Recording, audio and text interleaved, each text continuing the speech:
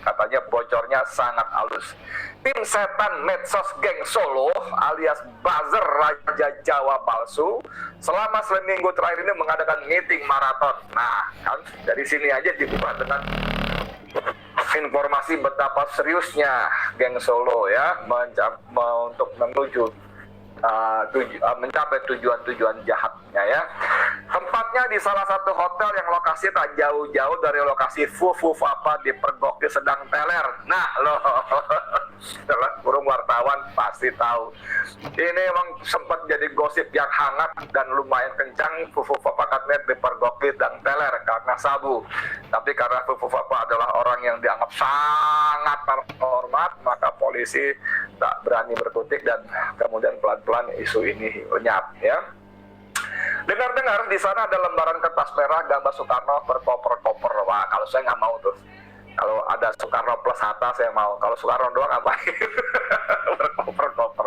Berkoper-koper ya, dijual lumayan lah duitnya buat beli singkong goreng ya. Topiknya luar biasa. Satu, hembuskan isu HTI bangkit. Hizbut Tahrir Indonesia bangkit, going on. Ini sudah berlangsung dan salah satu orang yang menjadi corongnya adalah ketua ketua Banser ya, dengan mengatakan beberapa hari lalu ya, saya baca berita itu dia bikin semacam rilis bahwa HTI sudah bangkit kembali. Pemerintah harus hati-hati. BP Ansor atau Banter sebagai barisan yang tegak lurus pada konstitusi bla bla bla siap melawan gitu ya. Ini aduh, receh gitu loh, receh ya. Hari gini masih jualan HTI, masih jualan radikal ya, apalagi dikatakan HTI itu adalah organisasi terlarang. Ini lagi-lagi nggak baca ya, hobinya gibah dan fitnah. HTI tidak pernah menjadi organisasi terlarang. Bahwa HTI oleh pemerintah dibubarkan, iya. Bahwa pengadilan memutuskan membekukan atau tidak memperpanjang status badan hukum HTI, iya.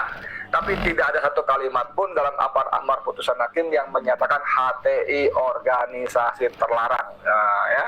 Saya bicara bukan sebagai jubir HTI ya, saya bukan anggota, bukan syabab istilah mereka, bukan pengurus apalagi ya. Karena kalau saya jadi pengurus pasti sama sekali tidak layak. Ini HTI ini punya kriteria yang sangat rigid ya, sangat ketat untuk orang menjadi, jangankan pengurus menjadi syabab pun punya kriteria yang harus dipenuhi oleh yang bersangkutan untuk layak menjadi anggotanya. Saya kira saya belum cukup layak untuk menjadi anggota HTI ya. Kemudian yang kedua isunya goyang gas 3 kg. Ini going on ya, sudah berlangsung juga, dan ini tokoh utama adalah Bahlil Lahadalia yang menjadi Menteri SDM yang kemarin sudah dipanggil oleh Prabowo Subianto. Dan kemarin juga pada tanggal 4 Prabowo sudah memerintahkan Bahlil mengizinkan kembali para pengecer menjual gas melon lagi. Sebelumnya oleh Bahlil kan dibatalkan, dilarang maksud saya, sehingga terjadi antrean luar biasa. Dan di Pamulang, Tangerang Selatan, nenek 63 tahun harus tewas karena kelelahan antre ya. Dan ini juga seru sekali saudara sekalian. Hasan Nasbi, nah ini dia nih, ini bagian dari gerombolan geng Solo ya. Kepala Komunikasi Kantor Presiden Hasan Nasbi mengatakan bahwa langkah Bahlil melarang pengecer menjual gas melon 3 kg itu, pertama dia mendukung, istana mendukung, gitu ya. Dan ternyata itu dibantah oleh Wakil Ketua DPR yang juga Ketua Harian Partai Gerindra, Sufmi Dasko Ahmad, bahwa sama sekali tidak tahu menahu Prabowo dan diikuti tindakan membatalkan peraturan yang dibuat oleh Bahlil. Nah, soal gas melon ini menjadi sangat seru karena kemudian publik pun menjadi tersadar dan menjadi aware bahwa memang ini bukan semata-mata gas yang diatur begitu rupa menimbulkan yang berkolusi dengan penguasa akan menang. Jadi kan rame-rame soal pagar laut, pagarnya dibongkar, pagarnya aja, tapi piknya akan tetap jalan, pengambilan tanah-tanah rakyat akan berjalan. Kalau LP yang menarik di liburan, Lombok itu selalu menarik ya, selalu menarik. Oh ya? Lombok itu keren. Karena ada Mandalikanya. Oh enggak, itu malah merusak. Itu malah merusak. Itu di daerah Lombok Sembayun. tengah sana, Sembayun kan Lombok Timur. Lombok tengah sana itu dikelilingi tembok kan. Hingga kalau kita mau masuk ke Pantai Sager, jadi susah sekarang. Oh, Tutup semua. pantai udah Pantai ditembok, Sager. udah dibatasi. Untuk bisa masuk mengakses ke Pantai Sager. Ups, Kalau dulu kan gampang mudah aksesnya. Sekarang susah. karena? Ya karena itu sirkuit Mandalika itu. Oh, lu lagi ngomong soal sirkuit Mandalika Iya. yang justru membuat orang sulit Susah. mengakses laut, Iya, mengakses khususnya ke Pantai Sager ya. Pantai Sager. Pantai Sager. Jadi yang boleh mengakses cuma para pembalap itu doang. Nggak bisa juga. Nggak bisa juga. Nggak bisa juga. Jadi ya itu salah satunya yang kemarin dialamin gitu. Repot amat ya. Muter akhirnya berhentinya agak jauh jalan kaki dulu. Kalau dulu ya kita parkir mobilnya dekat aja. Gitu. Saya nggak menguasai Lombok terlalu panjang. Saya Lombok itu puluhan kali ya. Kenapa Lombok memang? Nggak tahu kenapa. Bukan Bali malah ya guys. Bukan. Bahkan sama anak-anak pun pilihan utama kalau liburan pilih mana mereka Lombok aja Pak. Dan Lombok khusus di mananya itu di Lombok? Senggigi. Senggigi. Lalu nginepnya itu di Senggigi. Yang di Gili-Gili itu enggak ya? Gili Terawangan. Gili Oh, itu. Senggigi malah. Ya, Sembayun sama Sembalun lain lagi. Sembalun Kalau ya. Sembalun itu gunung ya. Oh, gue ya. Jadi Oke, itu pantai ya, Senggigi. Jadi antara pantai dengan gunung kita dapat dua.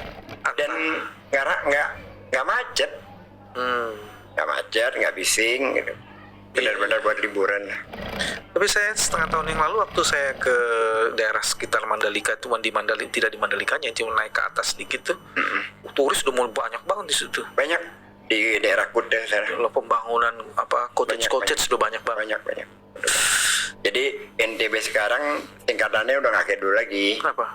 Dulu kan tingkatannya nasib tergantung Bali. Masih tergantung Bali sekarang. Kalau sekarang udah Nusa Tenggara Barat. Oh, udah betul-betul Nusa Tenggara Barat.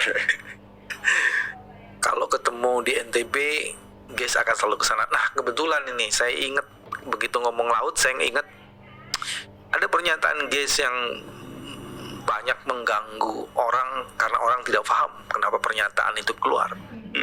Ketika kita sibuk mempersoalkan pagar laut Iya. bukan pagar makan laut ya, pagar di laut yang sedang dibersihkan, terus guys tiba-tiba membuat pernyataan di dalam X-nya itu karnavalisasi. Kenapa kan serius tuh orang mau bongkar itu? Serius secara publisitas. Tidak serius dalam hal menyelesaikan. Makanya saya katakan itu karnaval aja. Kan tanah mereka diambil, lautnya dipagari. Oke. Ya kan? Lalu muncullah wacana berhari-hari pagar laut.